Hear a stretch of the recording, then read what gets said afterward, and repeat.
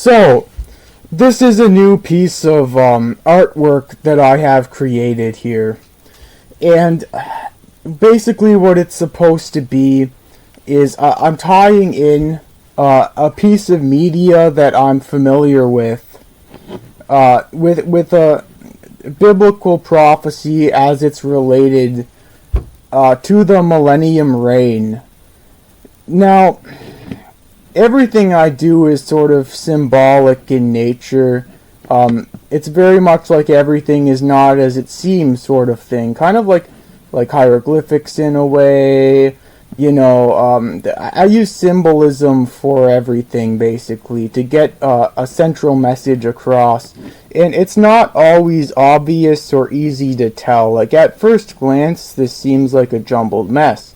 Kind of like if you were to spill, if you were to take a box of puzzle, like a puzzle piece box, and just spill it out on the floor, it would look like a complete mess. You know, you don't really know how to stitch things together.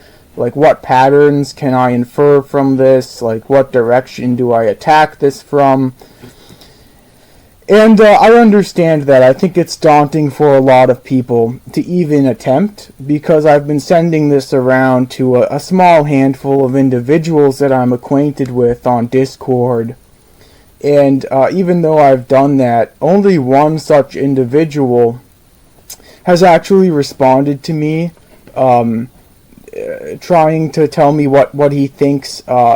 He didn't tell me what he thinks it means overall, but he tried to explain to me what he thinks each of the pieces in the puzzle mean, according to him. And I'm grateful for that, because nobody else has actually responded like that, which is kind of surprising, but also kind of not.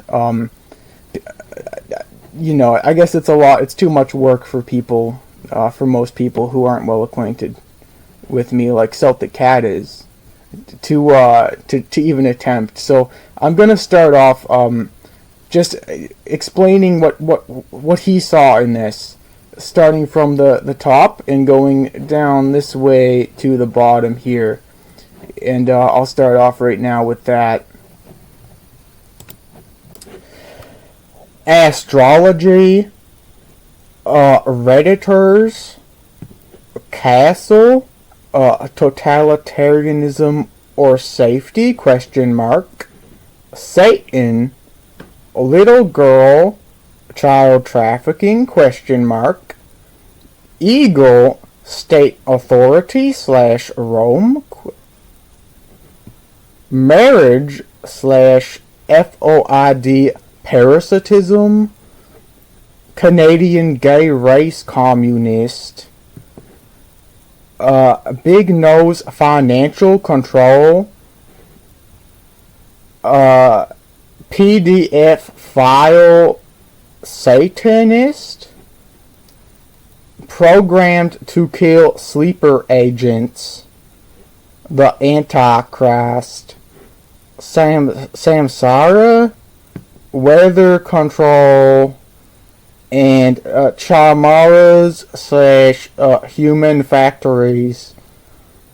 Now, even though he was incorrect, I greatly appreciate Celtic Cat's efforts to try and figure this out, because seemingly nobody else did.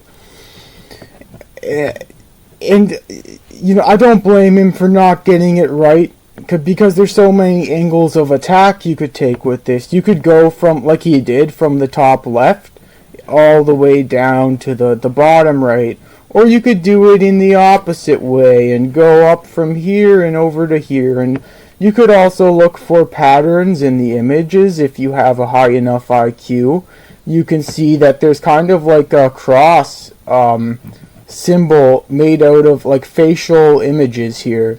So you could try to decrypt this that way by looking for patterns in the images. And there's even more. I could go on and on. There's all kinds of ways you could attack this to try and get it correct. So it's not his fault that he was off. But anyways, let's just start. Let's try to start explaining what I actually meant. So it kind of actually starts the opposite way. It kind of starts here at the very bottom right. And you can see a chrysalis here. Now, what is a chrysalis? It's a transition period. Okay, it's when, like a caterpillar, it goes into a chrysalis to become a butterfly. So this is a transitionary phase. I think it's not too cryptic, this one, really. It's a transition. This one here in the middle, this is quite straightforward, actually. This means predictive programming. So they're predicting the weather on TV, and this is predictive programming. I'm sure you've probably heard phrases like that before on like 4chan or something like that. It's a common it's a common phrase these days, relating to like certain conspiracy theories and such. Particularly in the media, in certain forms of media.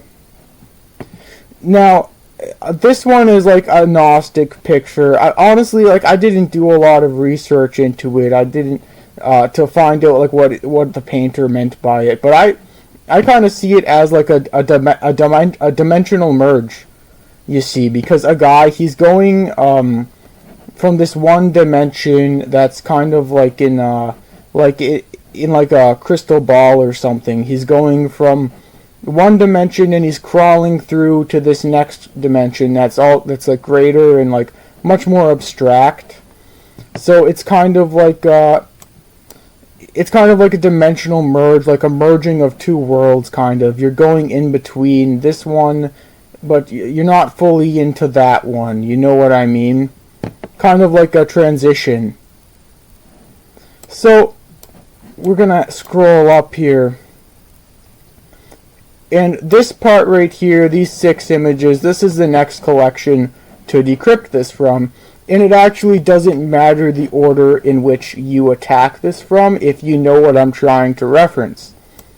So there's no particular pattern besides these 6 images belong together. Let's start just with the easiest, the bottom right one. This is a needle going into an eye. And what I meant by this was very straightforward, actually.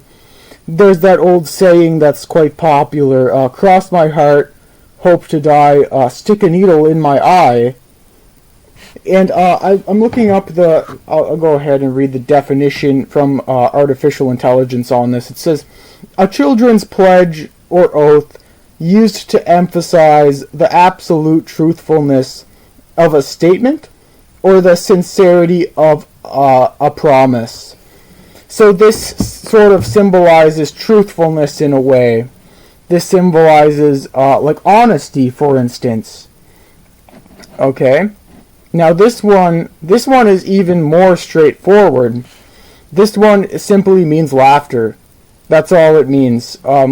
You could argue that I was like a dick trying to throw people off by putting like a specific character into this laughing, but I don't think so. I think I have to make these cryptic enough for people to have intrigue in it, like the people who watch me, for instance. But also, I can't make it too obvious or there's no fun in it. They're not going to figure it out right away. So some of these are more cryptic than others. And this one happens to be more straightforward. It's just a guy laughing. And this symbolizes laughter. And this one right here, it's actually not too hard to figure out if you think about it. This is like the universal symbol for Wicca, which is a paganistic New Age religion. And it doesn't actually have to do with anything Wicca related. It just is a reference to magic. Because Wiccans call themselves witches. Thus it follows that logically this symbol is associated with magic, or people who genuinely believe themselves to be magicians. So this is just a magic symbol. It's magic. That's what it represents. So we have honesty, we have laughter, and we have magic here. Okay? So Now we get up to these three. This is the other half of the main six. So we have a person is gifting another person a present. Now there's multiple ways you could interpret this, but one such way is an act of generosity. It is generally considered a generous thing to give somebody a gift, especially if it's not like on a holiday like Christmas or their birthday or something. If you just give somebody a gift, it's an act of generosity. So that's all it meant, is just generosity. Let me zoom in here. And then we have the leaf here. Now what is this is obviously the main symbol of Canada. So what are Canadians associated with in popular culture? Like in the mainstream media, the old-fashioned view of Canada were that Canadians were quite kind. Canadians were kind people. We say sorry a lot, stuff like that. You see it in all kinds of things. Like you see there's like skits in Family Guy and stuff where there's like a trucker who's Canadian and he's just saying sorry over and over again. So like besides like hockey or whatever, like we're associated with kindness, and I'm also a Canadian, but this isn't really a reference to myself so much as it is a reference to a concept, and that is the concept of kindness. And then we have a diamond ring, and this is a symbol associated traditionally with marriage. And the thing about marriage is that the whole concept behind it basically is that of loyalty. It's loyalty to your significant other, to your husband or wife. So, as you can see, this means loyalty, this means kindness, this means generosity, this means magic, this means laughter, this means honesty. Okay, now you're probably asking at this point, okay, so you're aiming for basic concepts of like specific kinds of acts, and you know, what does this have to do with anything? What does honesty, magic, laughter, generosity, kindness, loyalty have to do with anything? Now, you're going to have to bear with me for a moment, because this ties into the piece of media that I was trying to reference, okay? So I'm going to have to now introduce you to the main six. And the thing about the main six in this show, My Little Pony: Friendship is Magic, is that each character, you have Applejack, you have Rainbow Dash, you have Pinkie Pie, Twilight Sparkle, Rarity, and Fluttershy. Those are the main six. And the main six, the thing about them, each of them have a central character trait. And it's explicitly named in the show. So Applejack's is honesty, Rainbow Dash's is loyalty, Pinkie Pie's is laughter, Twilight Sparkle's is magic, Rarity's is generosity, and Fluttershy's is kindness. Okay. Now, I'm going to come back to this in a moment. First of all, let me explain something. I am not a brony. At least not currently, I am not a brony. The reason why I am familiar with this show is because I used to watch it sometimes when I was a child. Because I am a Zoomer, I am Gen Z, and sometimes I watched this show as a kid. So I understand this reference. I know about this show more than the average person who's not a brony does. Let's go back to the main image. So that leaves us with this part here. Now you're probably asking yourself, okay, Gonzalo, what the heck is this supposed to mean? You have an eagle, you have a little girl. This is the main character from the show inside the movie Inside Out. It's like a Disney movie. I don't know what you mean by this. What is this? This is a goat. This is like a symbol associated with Satan. This is like a symbol. Maybe it's associated with like America, like Rome. Like, what are you getting at with this? It's actually very simple once you understand the show Friendship is Magic, because you see, not all ponies are equal in their abilities. Some ponies, like Rainbow Dash, for example, they have wings. So these are actually Pegasuses. They're called Pegasus, and they have wings and can fly around. And other ponies, like Rarity, for instance, they have these horns on them, and the horns they give them magical abilities. So they can perform magic, and these ones can fly. Actually, they're called unicorns. They have the magic horn. They're unicorns. And then, rare exception, a select few of them are alicorns. They have both the horn and the wings. But we're not really going to go into that. I think this one in particular did not get both until the end of Season 3. But this used to just be a unicorn. But anyway, so what this actually means, the middle, this part right here, is there's Pegasuses, there's unicorns, and they have this special ability to them that's external. Okay? Like horns, wings, that's what I meant by this. And then you have those in the middle, such as like Applejack here or Pinkie Pie here. And they don't have these external features that make them like you could say like more special or something like that. They don't have these special external features. But the thing is, what really matters is on the inside. Okay? And that's all that I meant by this, by the Inside Out reference. Because you can have what matters is the soul. It doesn't really matter what your special abilities are.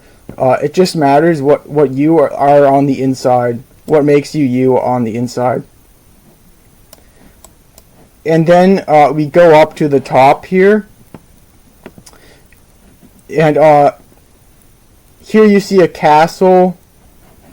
Here you see a guy tipping a fedora. An adult male tipping a fedora. And here you see the three moon symbol. This is associated with like the Wiccan subculture. But it's basically just the moon and its phases. So how does this relate to anything? Well, you see, in the show, you're introduced to this in episode 1, actually, of season 1. So there's two princesses, and these are they're not main characters of the show, but they're central figures in the show. And these are alicorns, and their names are Celestia and Luna. And one of them, at the beginning of the show, she lives in a castle that is called a Canterlot Castle. And the other one has been banished to the moon for 1,000 years. She's been banished there. She is stuck on the moon for exactly 1,000 years, for exactly 1 millennium. And the reason why is because she rebelled against Princess Celestia. Princess Luna, she wanted just it to be nighttime all the time. Okay, so Luna controls the moon, Celestia controls the sun. She she wanted it to be night all the time, and then she rebelled and tried to do that, and Celestia banished her to the moon for 1,000 years. So this is basically the actual thing that I meant with this piece of art that I made. You can go ahead and pause that or take a look at it or whatever, in case you're still kind of confused. So now let's go into, Hollow Gonzalo. How does this relate to the Millennium Reign? How does this relate to anything related to biblical prophecy or whatever? This seems like you're just joking around. This seems like a funny business. Well, no. Here, I'll explain this to you. You see, the Millennium Reign is a recent concept to me. This is something that, even though I was raised Christian, I did not hear about until recently through my God Code expeditions.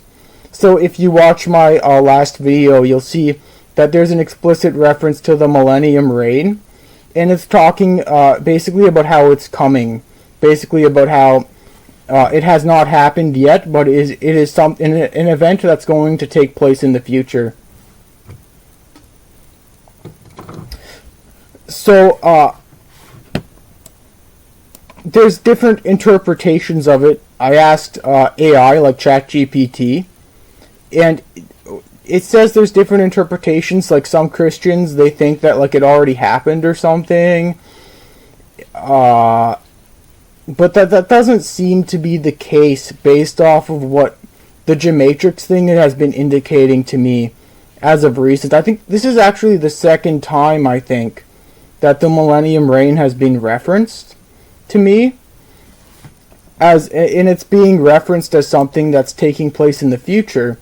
So one of the most popular interpretation, according to ChatGPT, is that this is going to take place post-Antichrist, like immediately after that, and it's going to be an exactly 1,000 year period where Jesus is going to come back to the planet Earth, and he's going to be like the king from Jerusalem of the planet Earth for 1,000 years, and Satan is going to be bound for 1,000 years. He's not going to have any influence over humanity until the 1,000 years is up, and until that the Millennium Reign is coming to an end.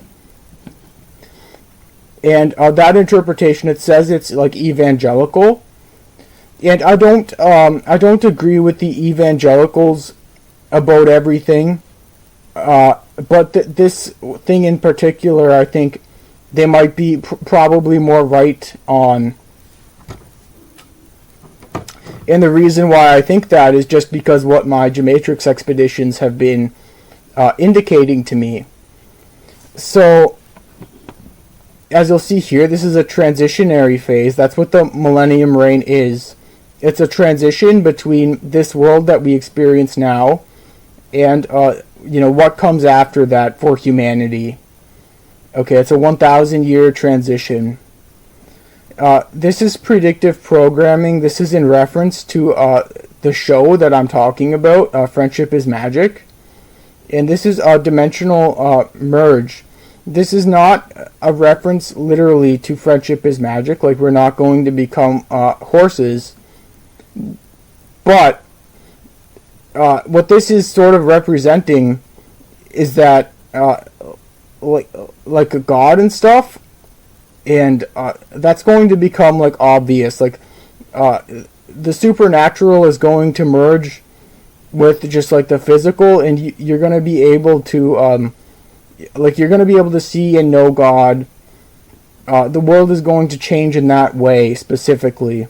There's no longer, it's not going to be based just on faith anymore. God is going to be like abundantly clear. He's coming down to earth again, and he's going to rule from Jerusalem, the earth. Like he's reclaiming the earth. So the supernatural is merging with the world that we have now. Okay, so that's what these three mean in the context of what I'm talking about and the millennium reign.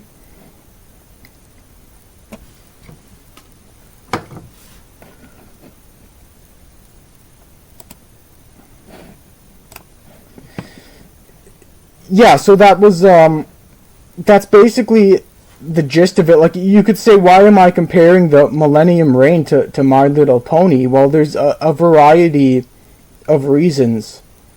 Like, for instance, like Satan is going to be bound for 1,000 years, and that's very similar to how Luna, like Nightmare Night, was bound to the moon for 1,000 years. Then she came back.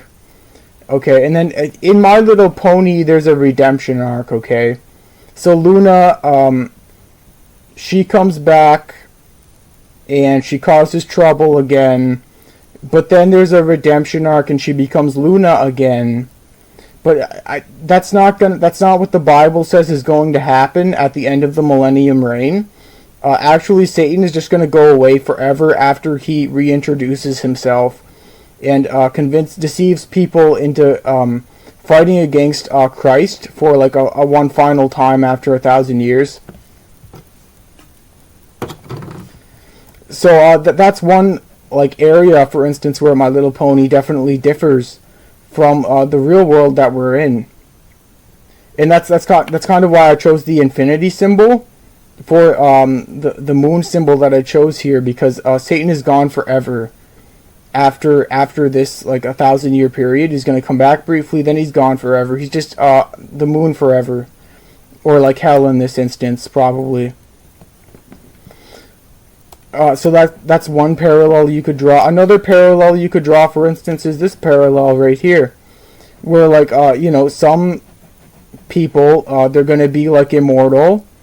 Some people are going to still be mortals, and they might live longer. Some people, like angels, have wings.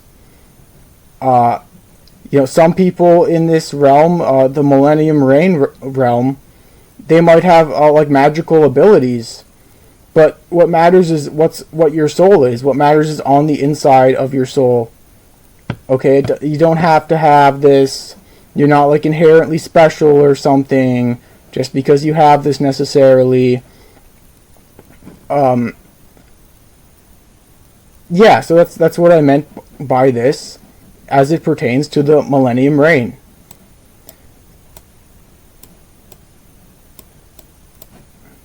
And there's other parallels you could draw between Equestria and the Millennium Reign. It's a very peaceful place for the most part. It's a pretty innocent place. Trouble still emerges on occasion. This is not to say that it's there's never any kinds of problems. This is not to say that it's like heaven necessarily. As the Bible would indicate, as I'm saying here, this is like a transition. This is a transitionary period in global in like world history. So, as such, there's probably going to be some issues. It's not going to be like completely perfect necessarily until after the Millennium Reign. And that's kind of like Equestria is. If you watch the show or you just like watch a video about what this My Little Pony stuff is all about, that's basically what Equestria kind of is. For the most part, there's differences, sure, but I think there's more. There might be more things in common than there are differences, and that's why I decided to make this. And what inspired this was basically just that it's one of the first things that popped into my head when I first started researching the Millennium Reign was, this kind of sounds like Friendship is Magic, kind of. And so that's why that was the artistic inspiration for this piece. That was the inspiration for this what I created here. The world is going to become more like that. Probably in more ways than one. So now, with all that out of the way, I know there's going to be criticism of me. A lot of people say, if this is like such a serious subject matter, okay, if you actually believe that the world is going to be ending soon, like billions of people are going to die, the Antichrist is coming, why are you like comparing this to a children's show? Why are you kind of like making light of this? Well, my answer to that would be, well, first of all, you can't say that it's too soon. You can't say that it's too soon because it hasn't happened yet. So this thing where like billions of people are gonna die and stuff, you can't say that's like it's too soon to like make light of that because it hasn't happened yet.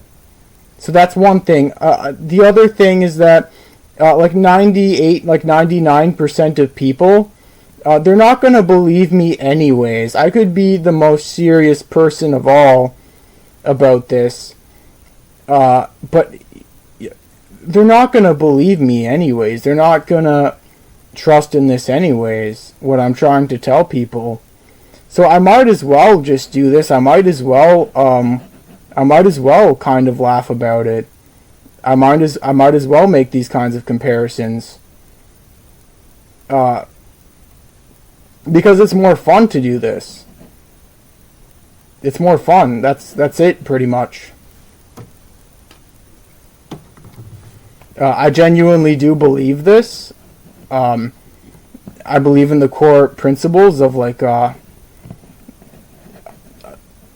what I'm trying to like what I'm envisioning and what I'm trying to get across here. But also, yes, it's supposed to be comedic in a sense. And I don't think there's anything inherently wrong with that. The only way you could say there's something wrong with that is if you either, like, A, you think, like, no comedy allowed in heaven. Like, you're gonna go meet Jesus, and then he's gonna tell you, actually, bucko, none of this tomfoolery is allowed up here. You're not allowed to laugh or joke about anything like this. Or a B, you think, oh, well, people aren't going to take you seriously if you present things like this. Well, I have news for you. People aren't going to take me seriously anyways. Okay? There's been too many quote-unquote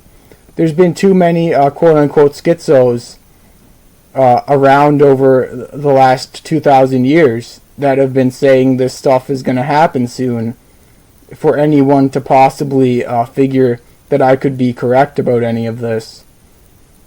Okay. So it really doesn't matter how I present it. I just present it as like artistically as I can. Like, this is just what I got inspiration to do, and this is just how things played out. And yeah. I'm not trying to convince anyone, really, besides maybe the people that are actually spying on me. I'm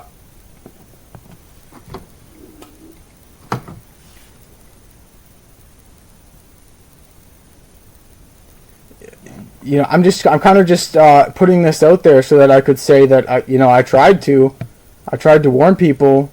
Kind of like Paul Revere or something. I tried to tell you guys this is gonna happen, and yeah, it's either gonna happen and I'm gonna be proven right, which I'm pretty confident about, or it's not gonna happen, and I'm gonna look like a big doofus, an oofy doofy, and yeah. Well, that's the video. That's it, you guys. I hope you guys have a good one.